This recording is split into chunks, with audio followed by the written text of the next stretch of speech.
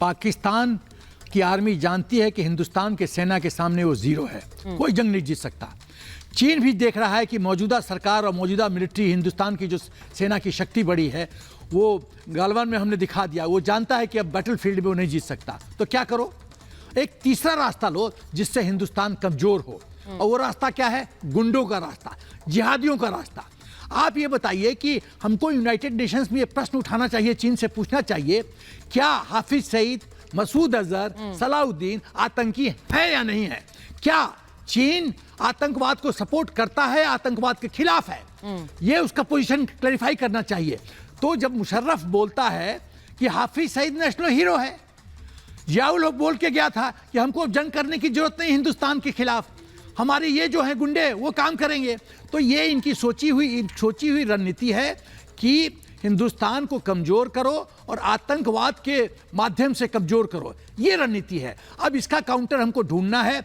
मैं ये समझता हूं कि यदि अल जवाहिरी को state of the art technology इस्तेमाल करके लिक्विडेट किया जा सकता है, तो ये लोग तो हम लोग के रीच के अंदर हैं, इनका उपाय करना पड़ेगा। इस तरह के सांप नहीं जिंदा रह सकते। तीसरी बात, मुझे ताज्जुब लगता है कि यूनाइटेड नेशन सिक्योरिटी काउंसिल का जो प्रोसीजर है वो रूल ऑफ मेजॉरिटी क्यों नहीं होता है? आप बताइए सुचिता जी कि आपने किसी जुडिशियल सिस्टम में 100% जजेस को एक न्याय पे, एक फैसला पे माना है कि रजामंदी? नहीं, हो नहीं सकता है। आप राम मंदिर ले लीजिए, कोई भी ले लीजिए, यदि 3:2 रेशियो है तो जो 3 का वर्डिक्ट है वो उसका फैसला होता है।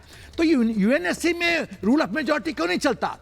FATF में रूल ऑफ मेजॉरिटी क्यों नहीं चलता? मैं ये सवाल पूछ रहा हूं। यदि रूल ऑफ मेजॉरिटी चलेगा तो चीन ऐसे देश, अधर्मी देश जो हैं, जो आतंकवाद को सपोर्ट करते हैं, उनके पंख कटेंगे।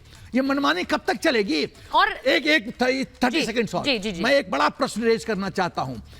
चीन यदि यूएनएससी का सदस्य है, परमानेंट सदस्य है, उसका रोल क्या है? विश्व में शांति हो, यूनाइटेड नेशन सिक्योरिटी काउंसिल शांति बनाए। वो तो अशांति को सपोर्ट कर रहा है, वो तो अधर्मी को, आतंकवादियों को सपोर्ट कर रहा है।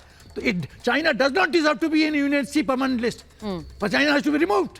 मेरा ये पॉइंट है। चीन का यूएनएससी में आतंकियों पर बार बार वीटो लगा देना मेजर आ रहा है, ये अपने आप में एक गंभीर समस्या है, क्योंकि चीन लगातार इन आतंकियों को शेल्टर करता आया। ये पहली बार नहीं है। जैसा मैंने कहा कि पिछले 4 महीनों में 5 आतंकी ऐसे हैं जिन पर वीटो किया है चीन ने।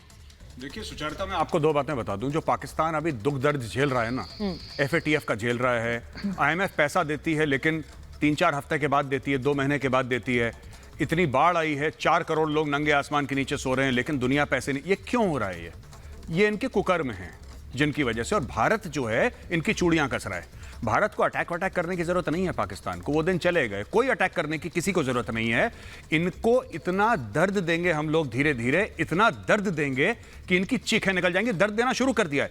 35 अरब डॉलर पाकिस्तान खो चुका है FATF की वजह से।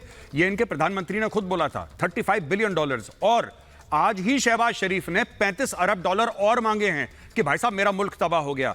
और जो 25-30 बिलियन डॉलर चीन से लिए हैं, वो कह रहे हैं साहब वो हम वापस नहीं दे सकते, वो बाद में देंगे। उसको आप उसको आप कुछ और तरीके से लीजिए हमसे, और कुछ 1-2 साल 3 साल के लिए मुलतवी करिए उसको। तो